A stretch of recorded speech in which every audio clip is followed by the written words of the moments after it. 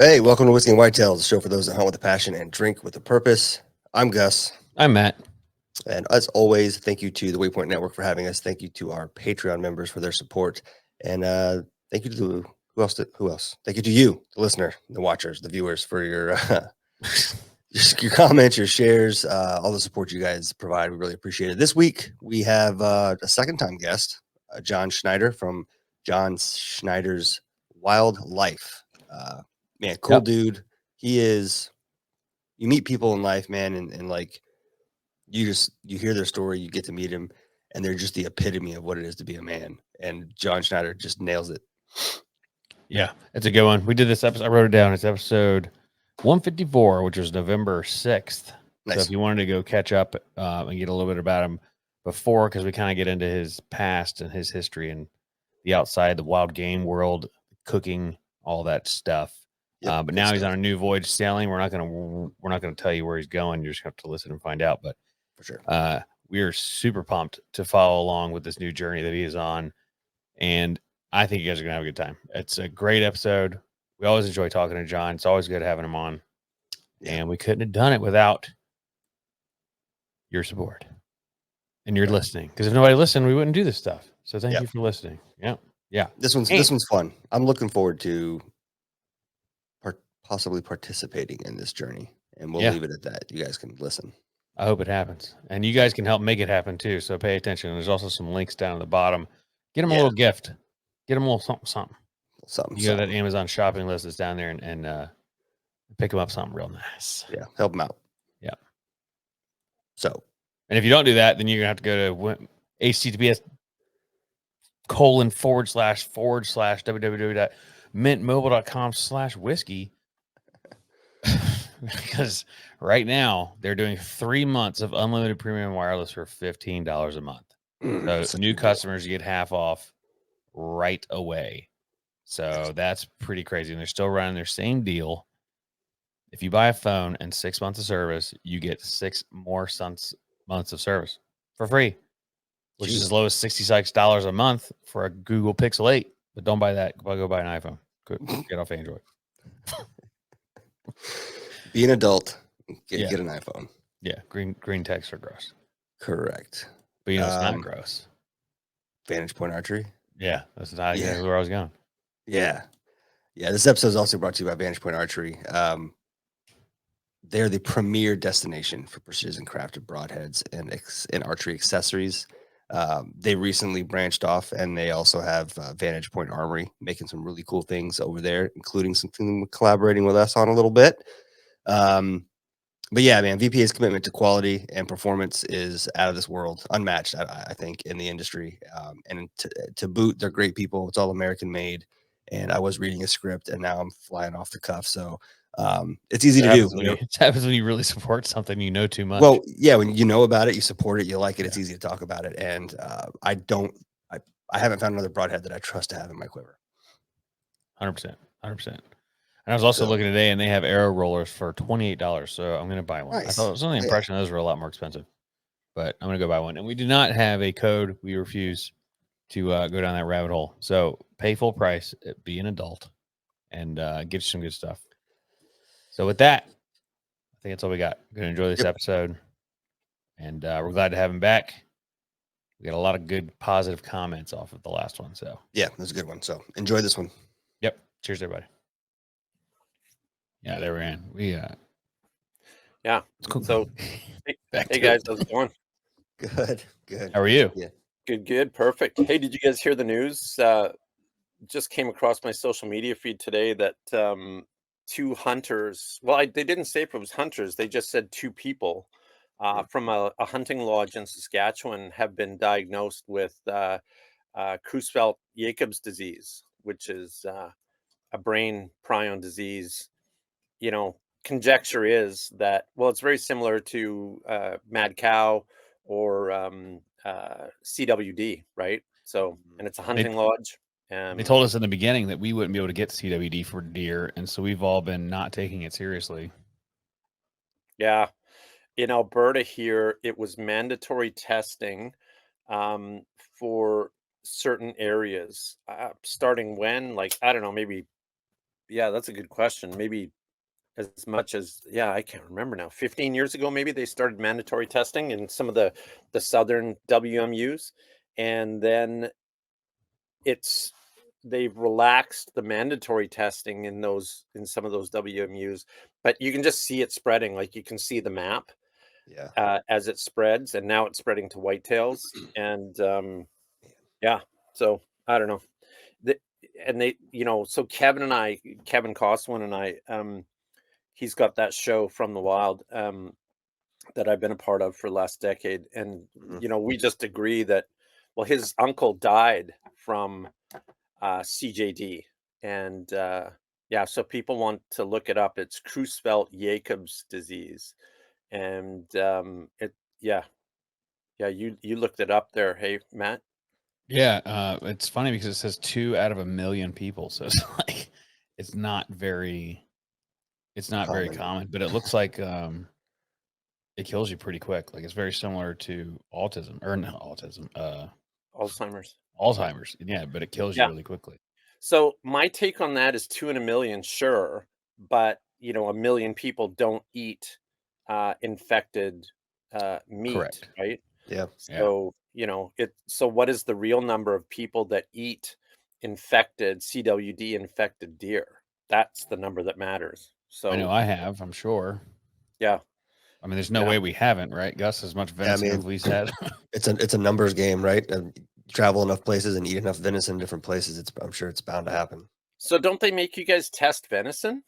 Not So here. a lot of states do, but South Carolina hasn't had a knock on wood a reported issue with it. Now there are in North Carolina, and I'd have to double check actually this year. There may have been some real far western counties that have required testing, but locally where we hunt, it hasn't come here yet. Oh, Think The interesting. Where we hunt in North Carolina too, the old timers there, they think it's just a scam. Like the government's trying to make money off of it. They don't believe in it, and it's like trying to explain to them that no, it is pretty bad, and it'll wipe out a herd quick because yeah. they all touch nose to nose all the time, and whenever they're doing that, they're just passing it on to the next one. Well, I can talk a little bit about it, but everybody should seek their own sort of research. Is that the bucks? So mule deer are way more susceptible than any of the other ungulates. Hmm. Though that's the species where it started, and it is way more susceptible amongst the bucks than it is the does. So, Interesting. like for instance, when we hunt mule deer in southern Alberta, where it's been present for a long time now, 1 in 4 bucks that you test will test positive. Wow. Yeah, you should double check that stat. I think it's higher than that now. Yeah, sorry. I should have been more prepared for this. Anyways, Oh no. No, you Cool. you couldn't be. I've You just found killed out. I've killed 4 bucks now in the last 4 years, I wanna say, and 3 of them tested positive. So, my experience has been far greater than that number that I quoted you. And then none of the younger deer that I've had tested have come back positive. So what I tend to do now when I go hunting mule deer down there is, if I get drawn for a mule deer buck, fine. I just want to kill the biggest buck that I can Mhm. and then get it tested. And, the chances are you're throwing it away. So, burying it is the recommendation or burning it. So, but then, when I get drawn for an antlerless, then I really go for the youngest one I can find. So typically they're fawns and things like that, Will they right? not let you keep it, or is that your choice not to keep it? It's my choice. I Yeah, just think that, sorry, I mean, there's people out there that are going to disagree with me, or maybe they think it's a scam or whatever, but I just am not willing to risk the lives of the people I love that's true. to consume that meat. That's just my attitude. It just, I have some firsthand experience with people, with Kevin's relative that died from that disease. Mhm. And then, you hear about the mad cow disease in the UK, um, where a bunch of people died eating contaminated beef there. So I don't know. I just think that they don't know enough about it yet. And you know what? I apologize. That came off really preachy. I shouldn't Oh have no, no, said no. that. You're good. That's just me. That's just my opinion, right? So maybe I'm a little more timid than other people might be. So I didn't mean to come I think across like because that. it's not so Yeah. common down here, we probably just don't think about it that much. I don't really think about it at all, to be honest with you. I mean, like I said, we don't test, but we don't really have cases of it down here, so it's. Yeah. I don't know. Yeah. I don't know that I got one tested if I'd keep it or not. So I really don't know. I've never been in that situation. Yeah. Yeah. Yeah. Well, yeah, lots of people in Alberta do too. So I don't know. I might be in the minority of people that, that get rid of it. But You also know what it looks like when you get it. So yeah. Um, and I just don't think it's, I don't know. I don't think it's all that uncommon to get it if you eat the contaminated. So, and here's the other thing too that I know is that it's only certain bodily fluids that it's present in. So it's present in spinal column material. It's present right. in brain material. It's present in some of the glandular material, and I believe saliva as well. Right. So, I think if you are most hunters are capable of sort of deboning a deer and getting away from those materials, right? And then Yeah. it would be a lot safer, I'm assuming. But a good people to follow here is the U of Sask BHA. Let me just look them up real quick. I will say, Ron, like everything we've been told, like you can't transport the brain or the spine across state lines, period. So we've been Oh, told really? that if you kill a deer because of CWD, you bone it out and you can take the meat and you leave the bones and the spines behind, or the brain and the spine. Excuse me. I didn't think much about the saliva or the different Well, smell good spots on their feet and stuff. yeah, well, here's the other thing though, like in Alberta, you have to discard it in one of two ways. Um you can bury it or burn it. I think Kevin, you can just put it in the dump too, which I guess is the Yeah. same thing, right? They bury it. So where I got that information was an Instagram feed called U of Sask BHA. So UOFSASK BHA. And it's just a student chapter of backcountry hunters. So, and they're out of the University of Saskatchewan. So, yeah, good account. I like it. Yeah. I'll have to look that So, up. I also just looked up at what temperature. So incineration of prion contaminated materials considered the most effective method as possible, but it has to be over 1,000 degrees centigrade, which is, I don't think you're doing that in a fireplace. no, right? I don't even No. know what that is to Fahrenheit, but that's 1,832 degrees Fahrenheit. So yeah, I don't think burn it's going to do much. So put your deer in a forge, I guess, right? So, Yeah, it'd have no to be. I kidding. don't even know what burns that hot. well, That's why would pretty they crazy. tell us to burn it? Like, that's crazy then. That's I don't stupid. know. Huh. Like burying it, but then you have to be pretty deep, right? Because it can get into the soil, and then they can just get it again from the soil. I listened to a thing about brain prions from monkeys. So they like the reason we don't eat monkey brains, or you shouldn't, is because if they have bad prions because they're primates, you will immediately get it, like instantly. And there's no way to get rid of it in a population of like your population. Like once it spreads, I mean, it's kind of like they got to put you in a metal box and bury you deep, and you can never discrete out. It's like that's the only Well, reason I that's know like, that you yeah. can't burn them. Here, I'm going to kill your SEO right here and get you banned from all the platforms when we start talking about cannibalism and Do it. If we haven't done it ourselves already, it's bad. We're on and off the ban list, it seems weekly. So yeah, good. That's how you know you're doing it right. I was getting ready to say that's how you know you're telling the truth if you're banned Yeah. all the time. Yeah, when they ban you. Yeah. Yeah, good for you guys. Yeah, I've been listening to your show. I was listening to you guys this morning actually, and the latest show where you guys were talking about keeping your beards and stuff. And I was laughing. yeah. I was laughing out loud to myself because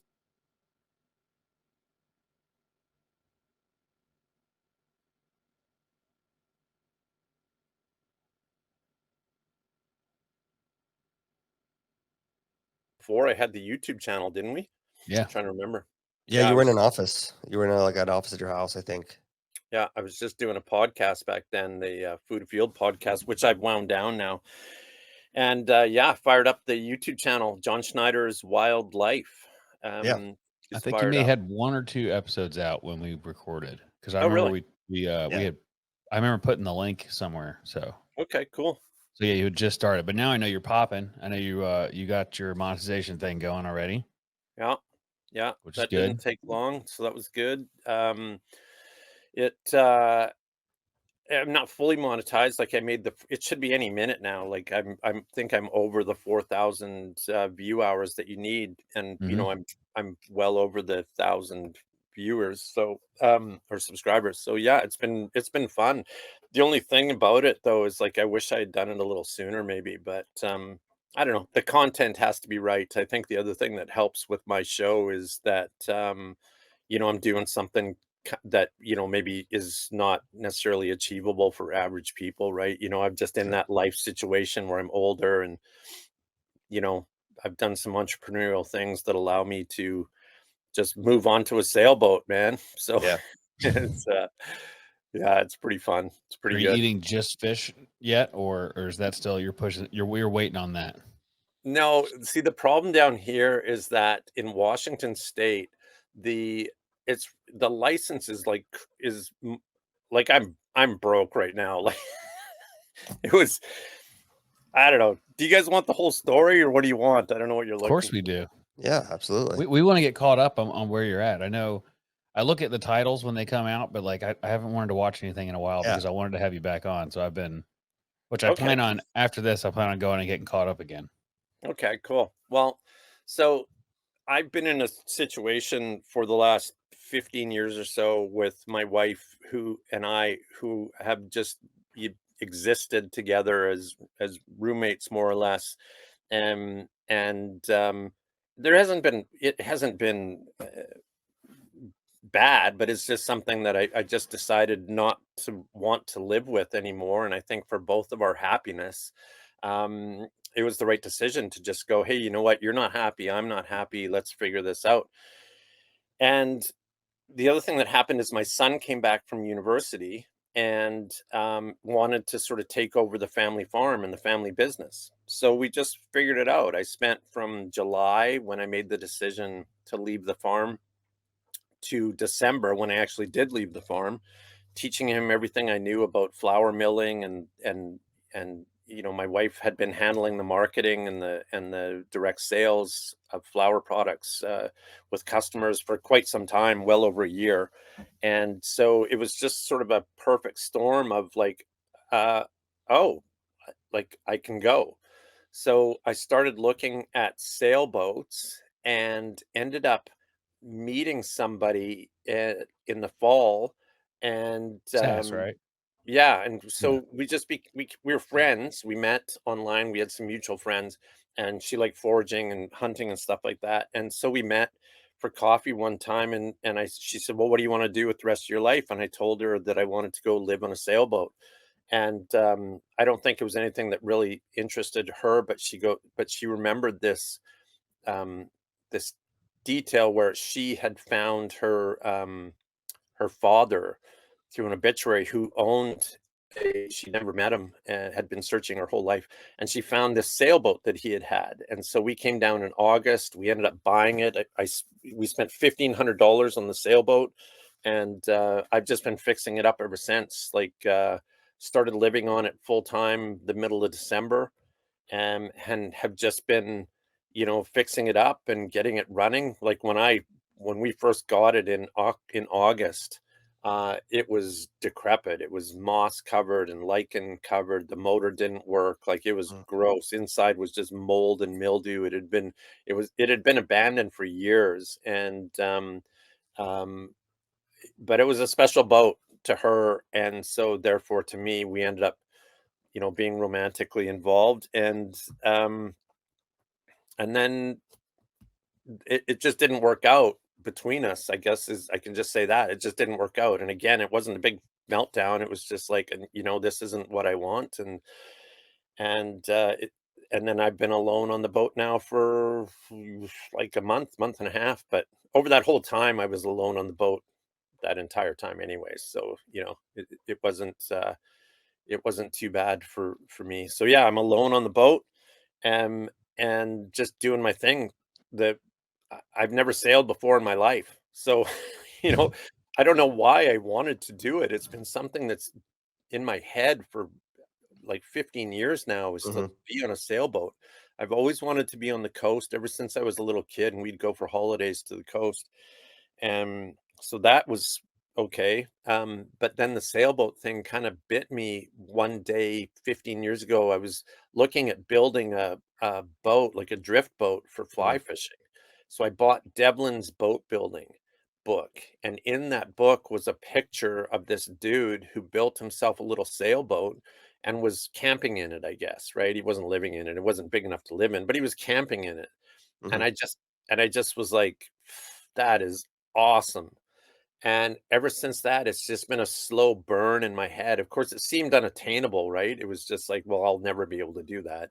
Um, but it was always there. And so I don't know. It's funny how things work, you know. I'm sure everybody listening has experienced that, where they just want something bad enough, and then all of a sudden, things just start clicking into place. Where you meet this person and you do that thing, and you talk to that person, and the next thing you know, you're living in a sailboat or you're doing whatever you want to do, right? Um, and so that's exactly what happened here. The whole learning how to sail thing, has been relatively easy so far, I want to say, because I've just spent so much time, months, and even years sort of researching the theory behind sailing. And I know that's not sailing, right? But I have a good understanding of how it works, which I think is, three-quarters of the battle. And then the other quarter is just, learning how to implement it with little tips and tricks that help. So it's the boating community is um it's very close, very tight knit, and people just want to help. So I've been out sailing with a few people, and people are just eager to help you, man. So it's even though I'm alone, I don't really feel alone. I've got friends down here in the marina. Right now I'm down here in Point Roberts, Washington. That's where the boat has been sitting since we bought it, and I have to get out of here because I'm Canadian, so I have to get out of here within the 6 months, which is up at the end of May. So I've just started a YouTube channel sort of documenting that existence. Yeah. And I've always been passionate in wild food, fishing and hunting, um, and cooking wild food. And so I'm just incorporating that as much as I can, which is difficult in the marina here. There's a little bit of fishing, but Washington, I started saying this whole thing because Washington State has some, like, they're really restrictive with their licenses. You can't just go out and catch salmon. And so all I can do right now, I think, is well, now halibut is open, but the license is really expensive, and I'm only a month away from having to be in Canada anyways. So I'm just focusing on learning how to sail right now. Um, I've got my dive gear all set up. I was a diver in the Naval Reserves here in Canada, and haven't dove since, but I've got my diving gear lined up. And yeah, so the plan is to bug out of here in May, head to Canada, and then just spend the summer sailing and diving for food and fishing, and just see what kind of trouble I can get into and not die doing it. So yeah. That's gonna be so much fun diving down for. I mean, there's so much to eat on the bottom, especially once you get up into colder waters. Yeah. Yeah, all sorts of shellfish and crab and all sorts of stuff. I've got a little crab trap here on the boat already, and fishing in Canada is a lot more liberal. Like, there's seasons, of course, but there just seems to be more availability of species and times and stuff. I mean, I don't care about limits because I just need one thing, right? I just need a fish or a crab, kind of thing. So there's just a lot more opportunity for that, yeah. And then, the plan is to, everybody pictures sailing. Well, I'm on a sailboat, but the plan is to be anchored in these little coves.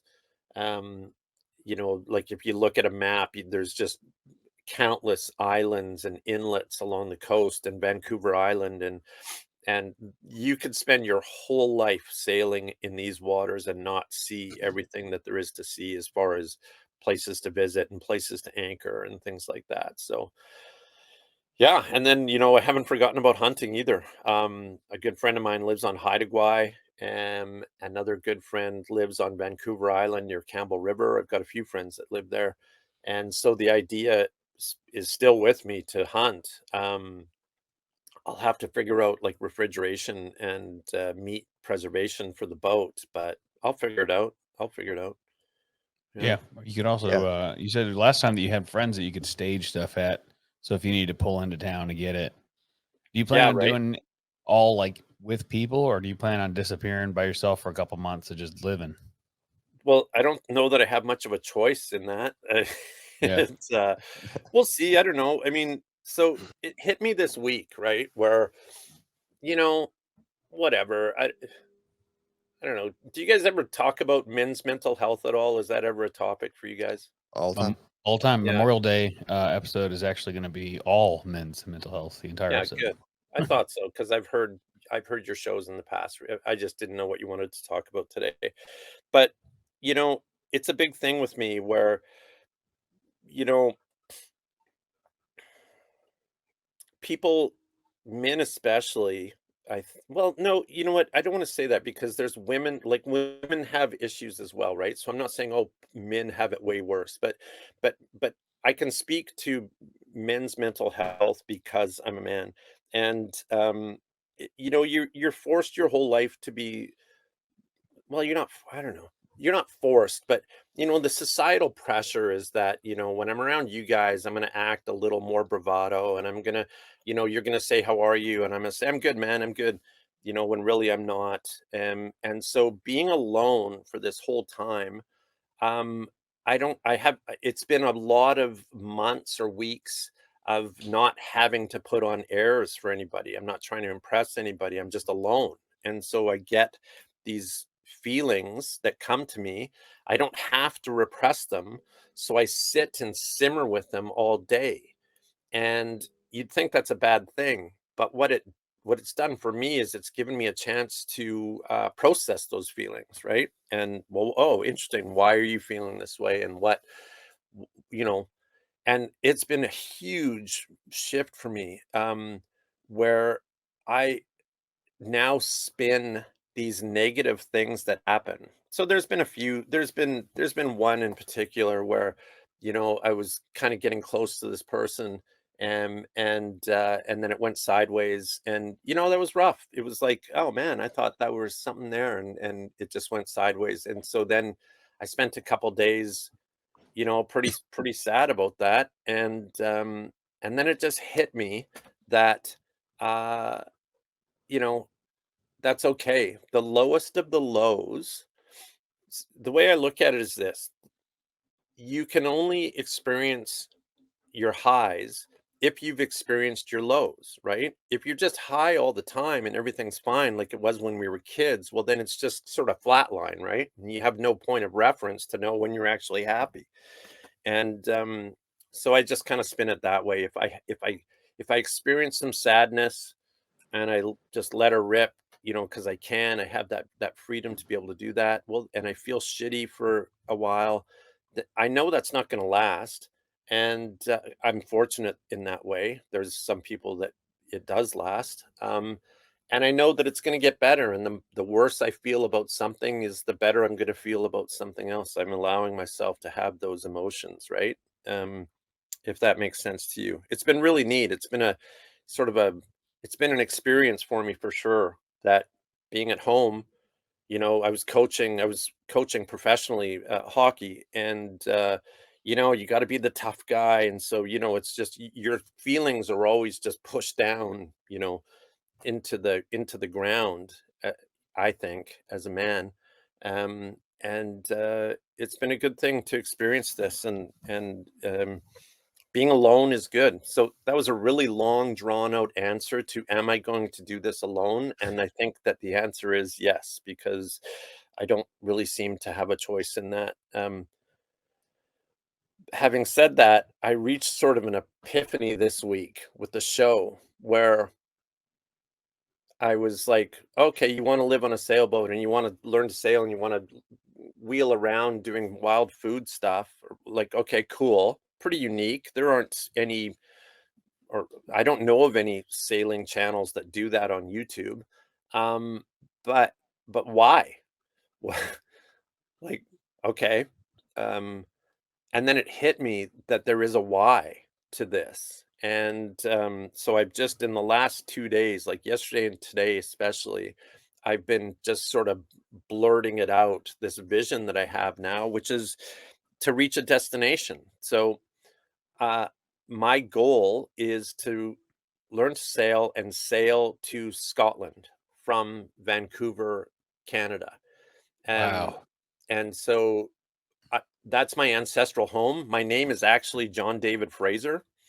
Schneider is an adopted name, and I go by John David Schneider. But I remember being at my biological grandma's place. My dad died when he was 23. I was like less than a year old, and they were very Scottish. Like my Aunt June taught Highland dancing in the basement of my grandmother's house. I just remember sneaking down there all the time, not to see the girls, but just because there were swords, right? You know, Highland dancing, they put the swords on the Yeah. ground. I was like, man, that's cool. There's swords and then I fell in love with the bagpipe music, the pipe bands and drums.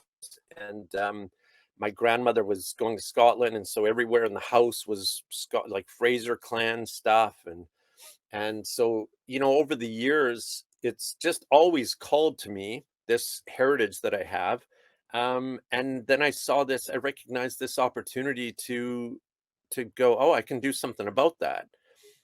If I could actually go to Scotland and figure out a way to live there if I wanted. Um, and so that's the mission now, is to go to Scotland from here.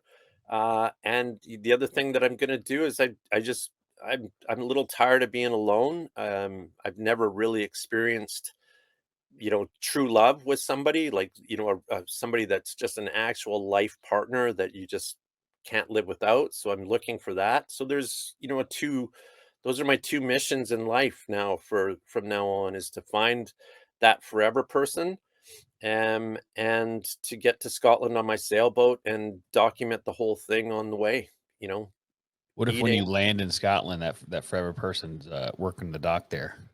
Yeah, right. How crazy Yeah, would that be? Dude, you yeah. pull up with that beard and the right kilt, man. You'll be having to fight them off with a stick. Yeah, Oh, dude, I never thought about the kilt. Yeah, I should get on that. yeah. Sass was always bugging me to have a kilt, but anyways, I You also have resisted. plenty of You time to learn bagpipes now. Yeah, right? Yeah. I'd I wear a took bagpipe kilt, but then lessons, and if I can you do guys it, you can do it. my buddy Jeff would mock me relentlessly if I got a kilt, but that might be worth it, so we'll see. I probably would too. So Yeah, I know. I know you would.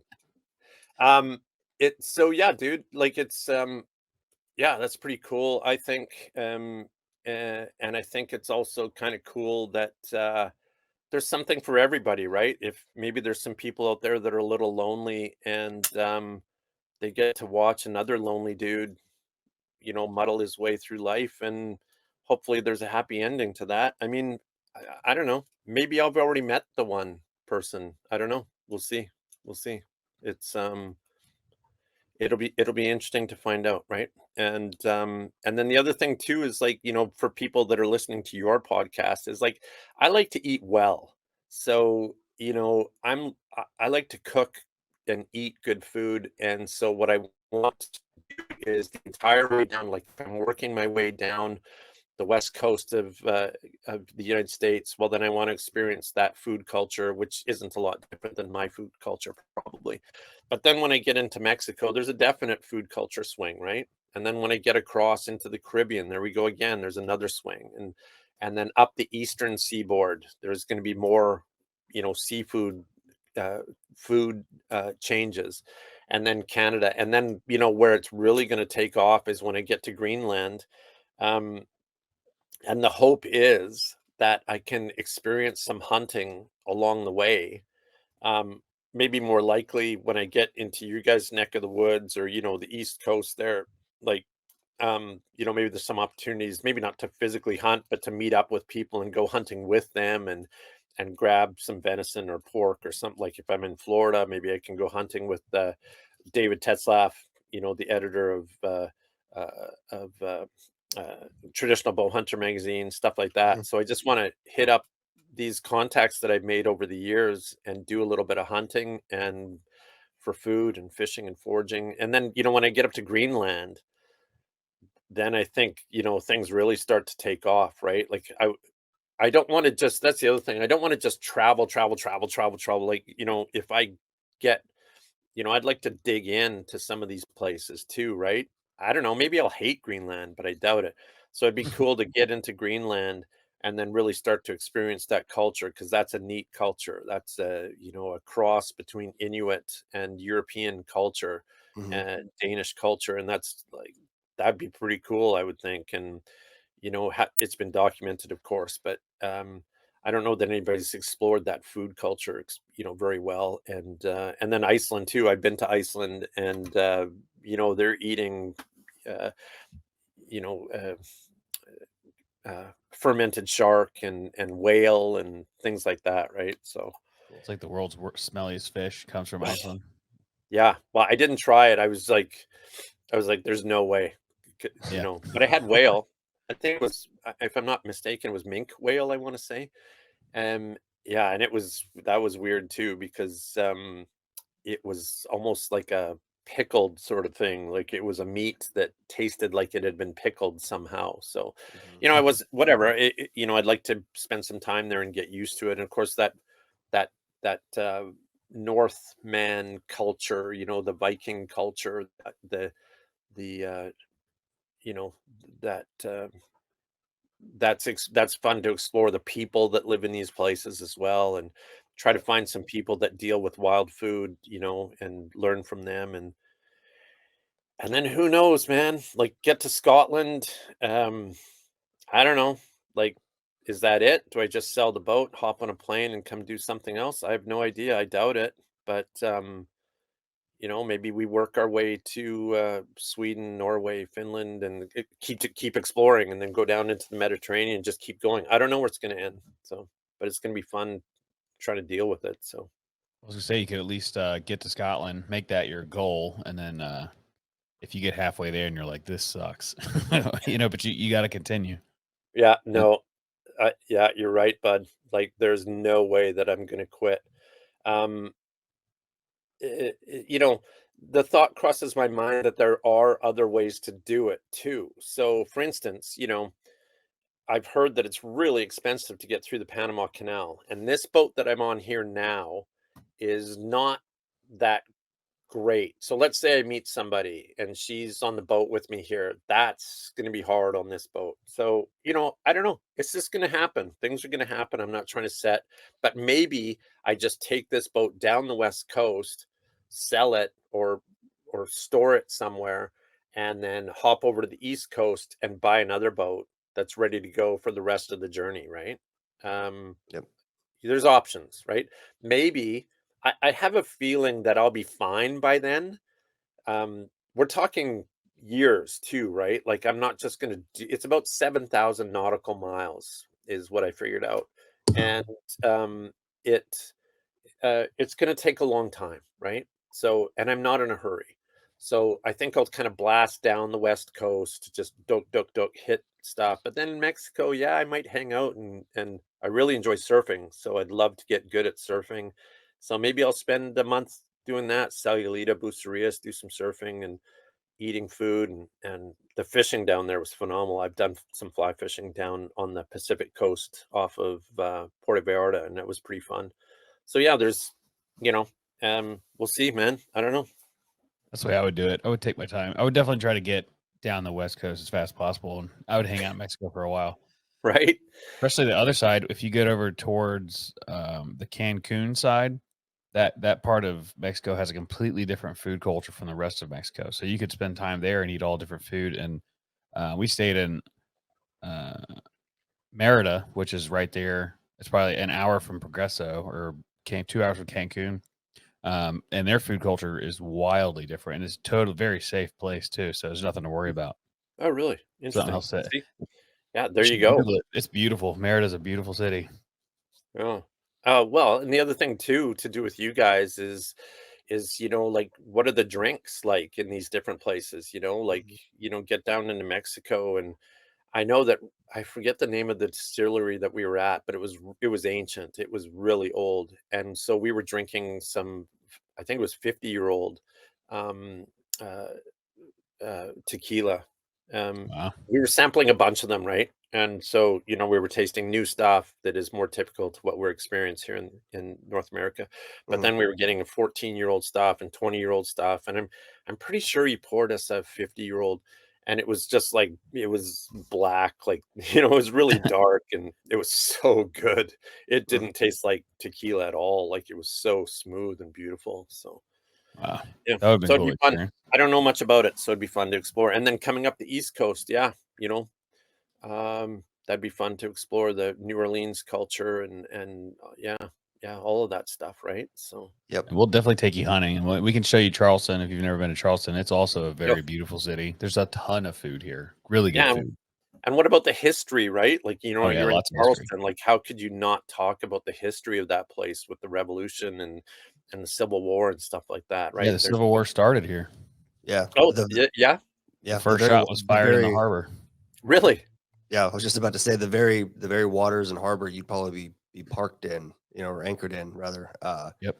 is is the main artery for so much history down here. Like Yeah, if right. without the waterway, without the yeah, without the waterway here, there's so much that would have never happened the way it did for our country, especially in the city of Charleston itself. So You'll probably Yeah. be on the intercoastal, so you won't pass um the base where it was shot at, but you can definitely see it from the harbor, like once you get into Charleston Harbor.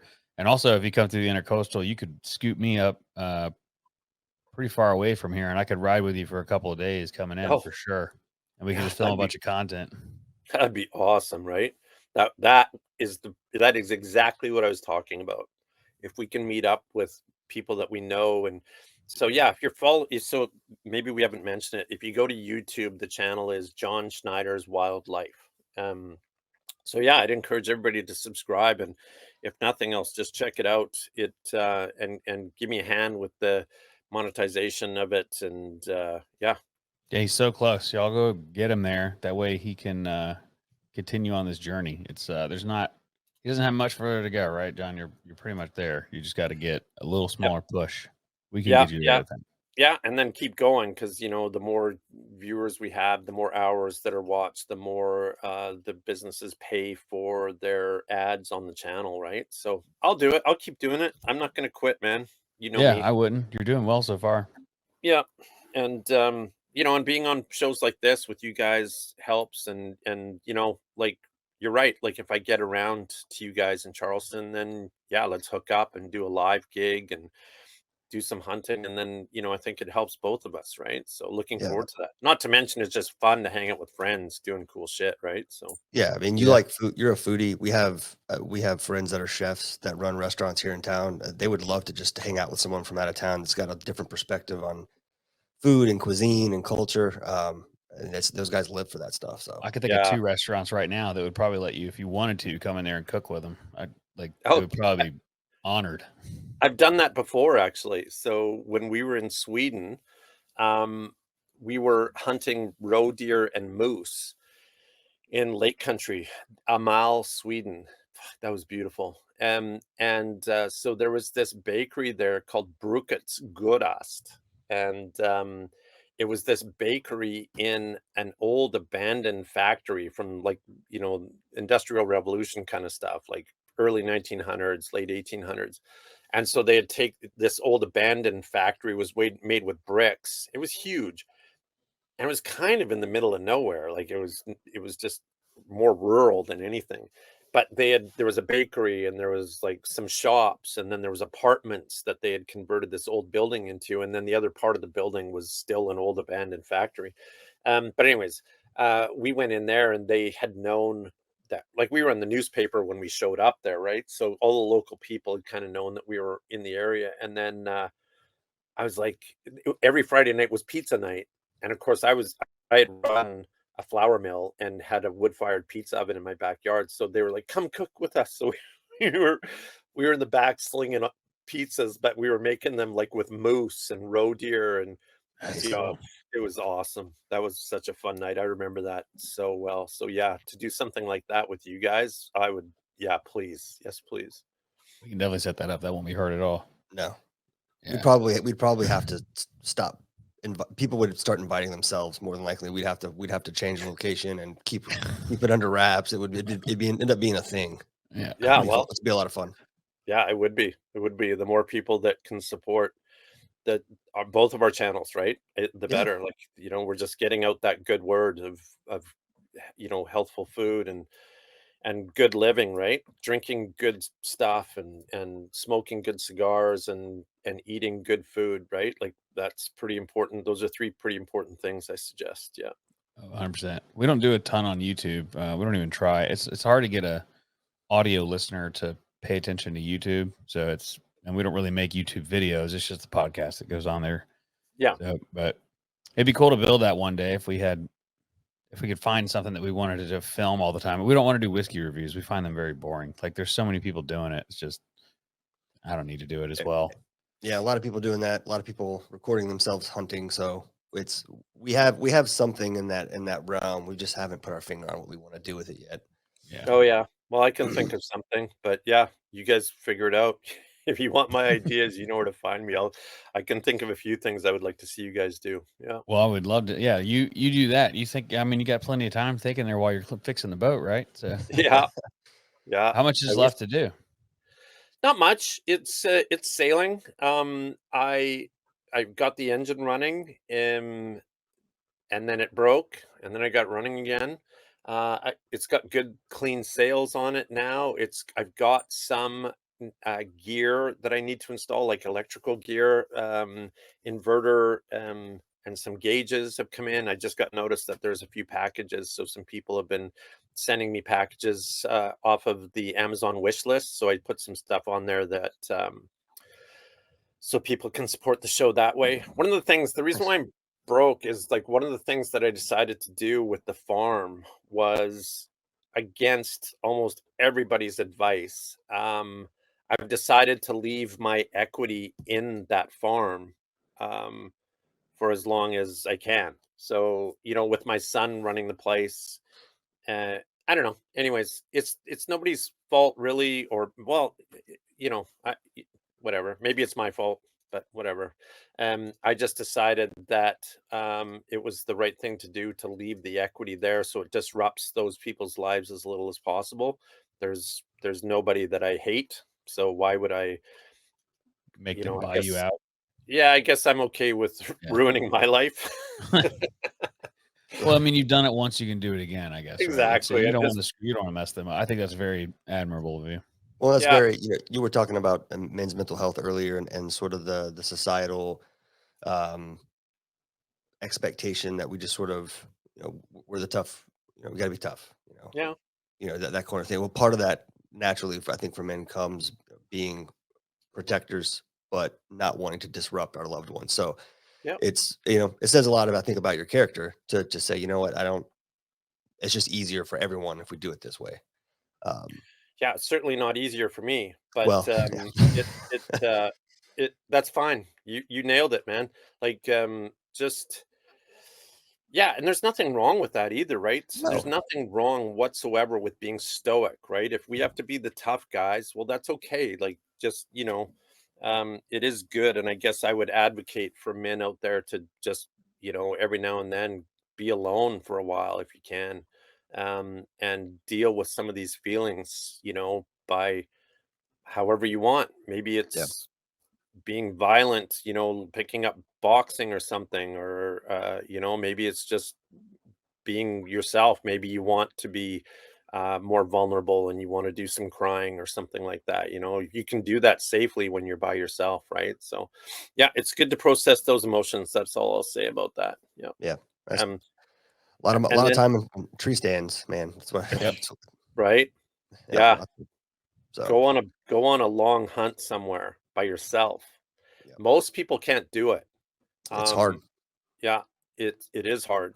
Um, but if you go with a multi-pronged approach to it too, that's the other thing I've done too with my hunting trips, is like I used to go on a hunting trip. Let's say it was an epic hunting trip, right? I was going to the Yukon to hunt mountain caribou.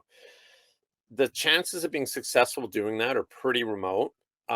So you have to deal with the fact you can come home empty-handed, which you most likely will, and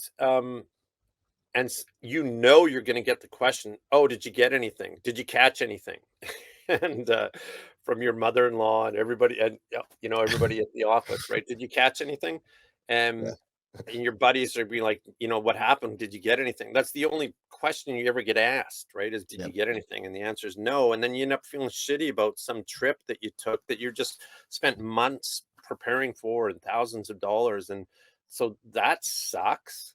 Like, so try to think of different ways to make that trip a success that are guaranteed to make it a success. Like pick Hmm. up photography or whatever, like learn watercolor or poetry or like I don't know, like if there's something you can do when you're on that hunt Yeah. that you come away with, or videography, let's say, or whatever, or it can be any number of things. Then you come away successful, right? And the other thing is, yeah, you know, like go with the mindset that I'm going to spend time alone and I'm just going to reflect on some of these things, knowing that the more you're alone, the more you will appreciate the people that you left behind and everything will be better. So it's, yeah, yeah. That's a big fact, especially like when Gus and I have gone on hunting trips with no cell phone service, and being in the army, being deployed and stuff, and being alone and not having those people in your life. Sometimes I think it's good for you to go out like on a hunting party or a war party or something, and kind of miss the people close to you, because it's you do take it for granted, and then when you're like ultimately alone all the time, it's still like you're saying, it's something that you're expecting that it won't be forever, because Mhm. it's like you're just looking forward to the next time, which everything, as they say, happens for a reason. I don't know if that's a Oh yeah. religious saying or some other saying, but you're probably learning lessons right now that are going to make you a better person for the woman that you're going to eventually find. Is kind of what I'm guessing. Already happened. Already Yeah. happened. Yeah. And you and even the failures, right? So, the failure that I had with my wife, I can look back on and go, "Oh, yeah, you were an idiot. Like, yeah, you shouldn't have said that, or you shouldn't have done that." Or, there was no impropriety with our marriage. It was just sort of benign neglect on both of our parts. There was no infidelity. There was no abuse of any kind. It was just, you know, we Yeah. just went different ways and weren't really put no effort into trying to reconnect, right? And then animosity builds up and you say something stupid that you didn't really mean, and it just collapses on itself. So, with the next one, it was like, "Oh, okay, yeah, you didn't do any of that. Good for you." It didn't work out, but not because of that, right? So yeah, you're absolutely right. And then the next relationship will be a little bit better because I can examine the things that I did wrong in the last one. So yeah, it's just Yep. taken me longer to figure all this out than a lot Uh, of people listening, right? So That's better than not figuring it out at all, right? And I always say, yeah, like, I like to think, if you can take the time, whether it's in a tree stand, on a boat, wherever, to kind of corral and work through those emotions or those demons, whatever kind of gnaws at you. If you can control them and you can get them in order and say, hey, in your head, of course, or talk out loud, whatever you do, but that general sort of um, recognizing them for what they are, working through them, it makes it that much harder for those things or anyone else to control you later or in other situations, right? Yet you kind of give yourself the upper hand on them, so to speak. And I yeah. think I think a lot of men, especially, I'm sure women, but a lot of men, especially, if they'd spend a little bit more time in solitude, would find that they are much better men for their families and friends. Could not agree more. Could not agree more. Yeah. Yeah. So, what I was curious, you've been talking about fixing up the boat. I was curious from your days of, all right, I'm heading down to Washington. I'm going to buy a boat. And you had to have had in your mind what having a sailboat was going to be like and what you might have to fix versus the reality. Like, what was the biggest thing that you had maybe a preconceived notion in your head of what it would be like that was just completely the opposite? And there may Ooh, be a bunch of them, but what's one that comes to mind? yeah. Well, I think the biggest thing is not much of it was foreign to me. So the diesel motor, not foreign. Nice. Most of the electrical systems on the boat are 12-volt systems, like your car or truck, not foreign. Plumbing is the same as in your house, not foreign. But what is foreign is the fact that a lot of your house is below the water line and needs attention. So it's like, there's what's called through hulls in the hull. So there's holes in the bottom of your boat that bring water. So there's a through hull in the back that brings water up through the engine for cooling. There's a through hull in the bathroom where you open the gate and you can discharge waste. You're not allowed to do that anymore, but there's still that hole there. I think you can discharge it if you're like more than 3 miles offshore. And so there's these holes in different places. Trying to think if there's some other ones. Depth And finder. well, not anymore. Not anymore. Yeah, this was cool. I just figured this out. You don't have to put the transducer through the hull. You can just embed it in silicone. Oh, And really? it'll be like when you set it on top of ice when you're ice fishing, which again, you guys probably don't know much about. But Yeah. yeah, no, you can just run your transducer now right through the hull. Oh, So really? I didn't know that. That's cool. yeah. So yeah, I don't know how to answer that. It's just the other thing that's sort of startling to me is that it's different from being in an RV, right? If you're living in an RV, it's like, well, you can park your RV somewhere, Walmart parking lot or Mhm. campgrounds or something, but you're always trying to hide, right? You're always like covertly trying to park somewhere and not get yelled at by somebody that doesn't want you to park there and things like that. But with a boat, I'm in my house right now, and if I wanted to tonight, I could be. Yeah, it's not even 4 o'clock here. I could be in another harbor over on a nearby island, or little Yeah. cove or something like that, and I can just be completely alone. I can drop the anchor. I can put some music on and barbecue a fish, and so that's the biggest thing is like this freedom. And so you start thinking about that, and then that's sort of how this thought crept into my head about Scotland too, was like within reason, every single place on the planet is connected by water that I can sail to, right? The Mhm. interior of big countries like Canada and the US, I can't, but even then, like, if I wanted to go through the Great Lakes system and get pretty deep inside the continent, right? Chicago and places like that if I wanted Mhm. to. Yeah. So, yeah, it's kind of neat. That's been a startling sort of revelation for me is like um I can go to Peru. I can go to New Zealand or the Philippines or any number of places, Europe, Greece, Egypt, the Middle East. Like I can go to all these places, South America. One of the other places I do want to get to is maybe not Antarctica. I do want to get to Antarctica, but obviously I'm not planning on sailing this boat there. But to get to the Cape, right? And get off the boat and then charter another boat or something Mhm. like that to get to Antarctica. Like that would be cool. Um, and so there's lots of things on my bucket. That's a startling revelation to me is that Yeah. this house can go anywhere on the planet. Yeah. So it's pretty That's cool. pretty cool. Yeah. I So like what are it. the benefits of going around, like, say, the tip of South America versus the Panama Canal? Like, what are you floating both ideas, or you're not sure what you want to do? I'm not quite sure yet because if it costs me 2,000 American to get through the Panama Canal, then I have to assess the cost risk reward, the ratio of that versus just buying another boat on the other side or taking my time and going all the way down uh, the Cape around the tip of South America and back up. That would add, you know, a year or more to the trip. So yeah, I don't know. The other thing I'm considering, because I've had a couple people suggest it to me now, is to go through the Northwest Passage, which is now ice free for certain parts of the summer, Mm. thanks to global warming. So I don't know. That What might be. if you sold tickets to a live event for the canal?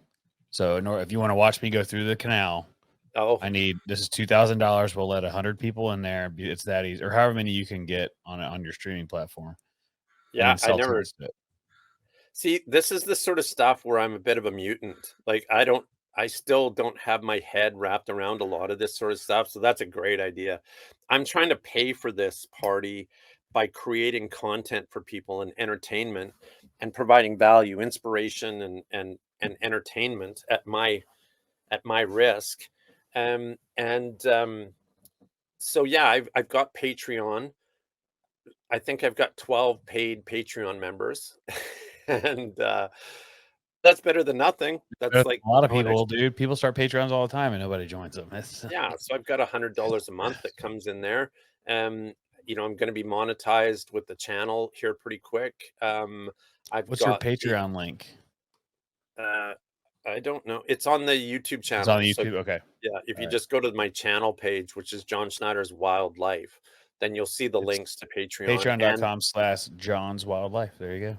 okay, cool. Thanks, So man. if anybody wants to go check that out, we'll also put that in the description below. Oh, thank you. Perfect. But And yeah, I've got an Amazon wish list there that helps, they're like I've got some packages coming today that help me out with some, crucial things that I need and that helps as well. So it all helps and I'm very grateful for the people that take their hard-earned money and attach value to the thing that I'm producing and it means a lot to me. It's kind of your cool. your your Amazon list isn't working currently. Just letting you know.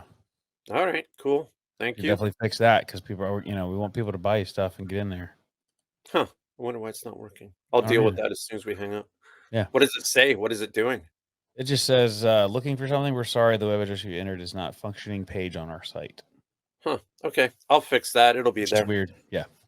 But yeah, I think you should definitely try and sell tickets for the, because I'm telling you right now, I'll pay because I want to see what it's like. I want to watch you go through the canal. That'd be cool. You do it on a weekend where we can just throw it on the TV while we're barbecuing or whatever.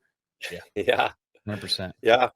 Yeah. I never thought of that. That's interesting, along with some other things. I didn't know you could do that. So I'll have to pick your brain about how to do that maybe. But Oh yeah. um Well, the, we Yeah, can definitely. we the see other people thing do I've all done, kinds of stuff. sorry. I was gonna say we see people do all kinds of crazy stuff that we're like, man, that what a great idea. We don't necessarily have a way to implement it or a need, but Yeah. yeah, if you're looking for ideas for stuff, we're happy to bounce ideas Oh, off. Yeah, we'll yeah. trade ideas, Yeah. things we want to see you do and things you want to see us do. We'll trade those ideas. How about that? Yeah, perfect, man. I'd love that. Um, the other thing I've done is like I designed last year a series of journals that are available on Amazon as well. Like one is a bow hunting journal. So I've spent my entire life bow hunting and um it kind of hit me one day. I was sitting there talking, we were talking with a friend about a hunt, and it was like we were remembering different hunts. Mm, And I was like, what you know, it- I think that I think journaling is another thing too that guys should get into because you'll be surprised at how much you forget about the details of something. mhm, Um, and so if you write it down when you're there doing it, what the weather was like, you can glean information from it. You can look back over last year and you can start putting patterns together. Well, this whitetail was doing that.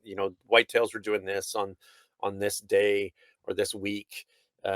This was the weather. This was the wind. So you'll start picking patterns out. And the other thing it does is it makes you immortal. If you keep journals of some of these trips that you're on, and I'm not talking about writing, just mundane things every day, sat on the tree stand again tonight. But if you did, like if you're bow hunting whitetails out of a tree stand and you just do a journal entry once a week or something like that, and you put that in a journal, mm. um, and you keep it, it'll become a family heirloom. Like your grandkids, if they found your old hunting journals, when you were long gone, can you imagine? Like, Yeah. that's pretty cool to me. I guess I'm a little romantic in that respect, but it is a way to sort of leave something for your family of yourself that will create some value for them. So, yeah, I've done that. I've got some other things, going. I've actually got myself a business coach. Adam T. Smith is over on Threads, and he's a good young dude. Um, and we're just doing a trade for, he's giving me some business coaching because he's got good ideas. So one of the things that we're going to implement, I believe, or we want to anyways, is like a community where you pay a subscription to belong to a community, and then we talk about, just have to niche down what we're going to talk about, whether it's photography or food or men's mental health. I don't know. It'll be something there that people can belong to as a group and then get exclusive access to each other as a community, right? So working on that, working on a few things. But yeah, the easiest thing, honestly, is if people just watch the show, hit the subscribe button, and when you watch the show, leave it play all the way through. That is the biggest thing, because the algorithm will see that the video's generating interest. Leave a comment, hit the like button. All of those things are free, and they still help. So yeah. 100%. Yeah, we hope everybody gets over there and checks some of that stuff out, and it really is free, and it helps a lot more, especially in John's position where, like, I mean, everything he's trying to do is for the entertainment value. So there's no way the people that aren't listening to this are not truly fascinated by the story and are going to want to come over there and give you some support. So I really hope they do that. Yeah, I do too. That would be nice. Yeah, and I mean, I haven't forgotten my hunting heritage where, I've been a bow hunter my entire life from the time that I was a little guy. And whitetails hold a very special place in my heart. So there will be a time when I get back to that. But yeah, still, most hunters, most guys that are interested in whitetails are interested in all the other things that you can eat out there too, right? So 100%. They're definitely into whiskey, and most of them are into fishing. So this and who doesn't want to live on a sailboat? I mean, whether or not you're going to do it, we all have that fantasy, I think, as a man, to be like, man, that'd be cool to just get it out of Dodge, just get the fuck out of here and get on a boat. Yeah, you see some of these, these action movies where the hero at the end, commandeers, or he meets his old SF buddy and some, harbor, and he hands him keys to a sailboat, and he's like, "We're even," and they give each other a hug, and that's all they say. And then the last shot is him just sailing off after he did a bunch of, crazy stuff, to avenge his family or what the hell ever, It's like every guy has that, like, just to go off on a sailboat, disappear. But you dude, talk about you have to screenwrite that movie, because now I want to watch that. I can think of like 3 movies that end like that already. So pretty sure. Okay. Yeah. I'll have to find the titles and send them to you. Yeah, please. Yeah. Do you have AIS on your boat though? No, not yet. No. Are you gonna have to? Well, I think eventually, right now, sailing for me for the next year is mainly line of sight, mainly daytime sailing. So I don't see a need for radar and AIS. Uh, I can see what's coming. When you need that is when you're doing huge ocean crossings and you're sailing 24 hours a day for days on end, and you have to sleep, right? So there's going to be a time where you set the auto helm, and you go down and you grab half an hour sleep every hour or so, right? Or every 2 hours you grab half an hour sleep, and then you want that alarm to go off when another ship is detected over the horizon with AIS or whatnot. Right now, how it works is I have a radio, a VHF UHF radio. I have a radar reflector. What else do I have? I have navigation on my iPhone, and then I'm picking up an iPad, and that will show that will contain the apps. I haven't chosen which one yet. Savvy, Navi, they're all the same. Navionics, they're all the same, where they just show detailed charts of an area. Yeah. And you can plug in, I want to go from here to Bellingham, Washington, and it takes into account the wind and the tide and whatever, and it just gives you a route, right? So you literally are just sailing, following those bearings, those compass bearings, right? So I had Navionics and I used it a lot. And the other thing about AIS is you can actually, if you on your website, you can put an AIS tracker where people can see where you are all the time. So it's like they can come in. It was like, "Where's John today?" They can come in there and look and see where you're floating around the ocean, because all that stuff's open source. It's just like pulling airplane flights and all that. You can pull all that stuff on the internet. Interesting. I was thinking about that today, as a matter of fact. So that's interesting that you brought that up. I was thinking about like another tier for Patreon where I did so a couple things I want to do that I see that are really cool. I respond to every single comment that ever comes across any of my platforms, and I love that. There will come a point in time where I think that has to stop, but for now, I love that community that we're building. So the Patreon thing, I love the idea of the upper tiers is like being able to provide that up to the minute detail of where we are and what we're doing, and even sending postcards from different places if I had 100 people or something like that, or if I That had would be cool. some people that were on that upper echelon, and I just rifled off 20 or 30 postcards from Greenland or Reykjavik or wherever I was. Like, yeah, right. Just, Yeah. I mean, it doesn't, I think it doesn't, it means more to other people than it does. It's easy for me, right? Like, to write a little note to somebody that to show my heartfelt appreciation for what they're doing doesn't cost me anything really, right? Some postage. So stuff like that I like the idea of. And live events, I haven't done a live event yet. I was going to schedule one for this weekend, but I'm actually racing on Saturday. I belong to the yacht club here, the Point Roberts Yacht Club, and so they hold races on a regular basis. And on Saturday is another race in their series, the spring series. So yeah, I've been asked to crew on a boat. So I'm really looking forward to that. That's a great way to learn how to do stuff, get yelled at, and get stuff done fast. And yeah, so yeah, it's a lot of fun. It's like my days fly by, even when I'm just doing work here in the boat to try to promote this show and do the things that you need to do digitally. It's just fun. I'm just having fun. Yeah. That's good. All right, John, I can smell dinner cooking, so I better get All down right. there soon. I appreciate you coming on here. We're always looking forward to this. We're going to definitely keep doing it as you're traveling. I'm excited now because I have so much content I can go get caught up on. I didn't want to ruin the podcast by finishing your stories for you. So, because I know I'll do that. Yeah, cool. Thanks, man. I can use the view hours, so just let her play, let her rip. Yeah, we will for sure. And we're gonna be keeping an eye on your progress, and I'm sure we'll talk more before then to Scotland, because I've got an idea to maybe meet you in Scotland and tour some distilleries. Ooh, I like that idea Check too. out some scotch. We've been talking about doing that for a while.